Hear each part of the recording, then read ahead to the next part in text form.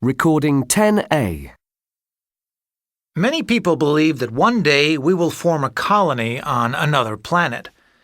Today, we're going to look at some other planets and consider why it will never be feasible for humans to live on them. Let's start with Venus. Now, Venus is unusual because it rotates in a different direction to the other planets orbiting the Sun. In terms of its physical features, it's similar in size to Earth. However, unlike Earth, it doesn't have any oceans. It's also extremely hot, thanks to the thick covering of cloud which keeps the heat at 484 degrees centigrade. This cloud also reflects sunlight, which is why Venus appears so bright from Earth. A further problem is the continual thunderstorms, which could make life there rather unpleasant. The surface of Venus also has many craters as a result of asteroid collisions. Next is Mercury, which is a third of the size of our planet. In fact, it's smaller than all the other planets, except Pluto. Life would be difficult there because it's close to the Sun and has almost no atmosphere.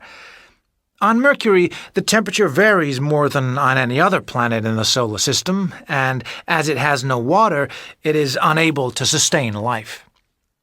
Let's consider Saturn next. We know a lot more about Saturn nowadays, thanks to the Voyager space shuttle, which taught us a lot about the rings around Saturn. We also know that Saturn has a large number of moons.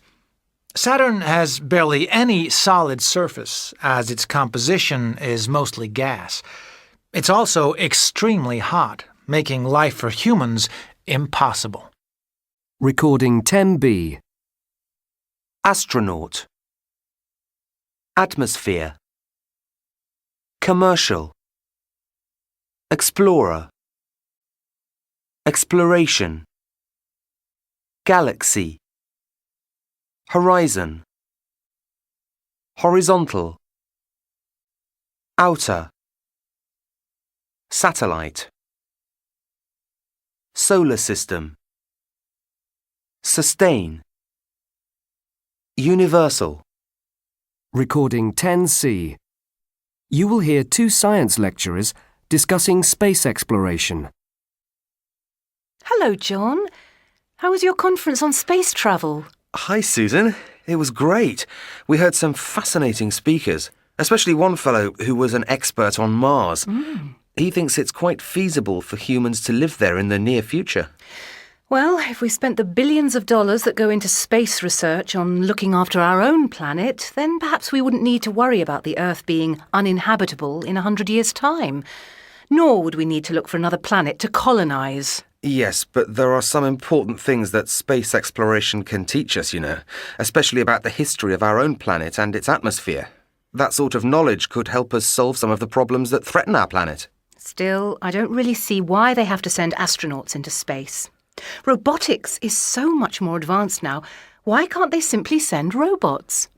Well, robotics has come a long way, and it is more expensive to send a manned spaceship into orbit.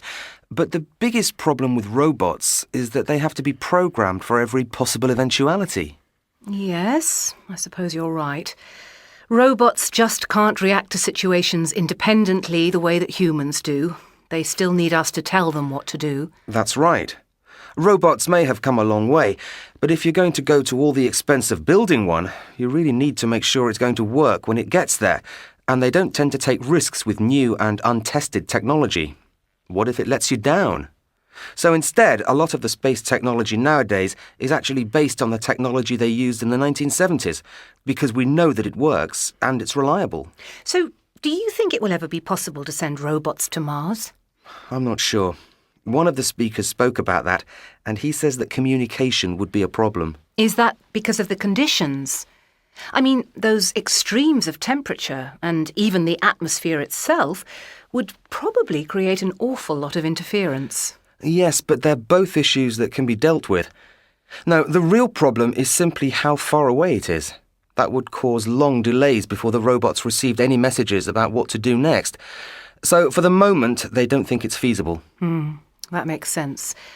But Tell me, do you really think we should be contemplating sending humans to Mars at all? Don't you think we should wait until we do have the technology? Well, many years ago, the civilizations that built the pyramids or that began building enormous cathedrals must have started the project never expecting to see it finished. I think we should take the same approach and start our preparations now. That's an interesting point, though I'm still not convinced. Surely you don't foresee a time when humans will be living on Mars? That's just science fiction, isn't it? Not at all. I think there is a distinct possibility that humans will live there. But what about the conditions there?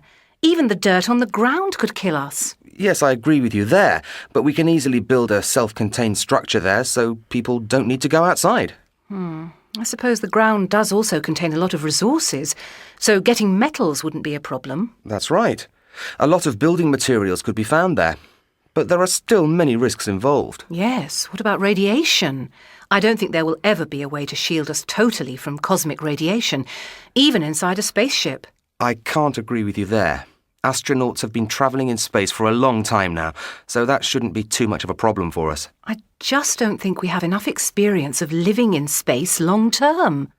But you have to accept that it is within the realms of possibility that one day there will be a Martian space station. Well, I have every faith in science, and Mars does seem to be the next frontier.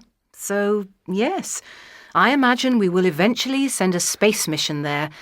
But I can't see people living there.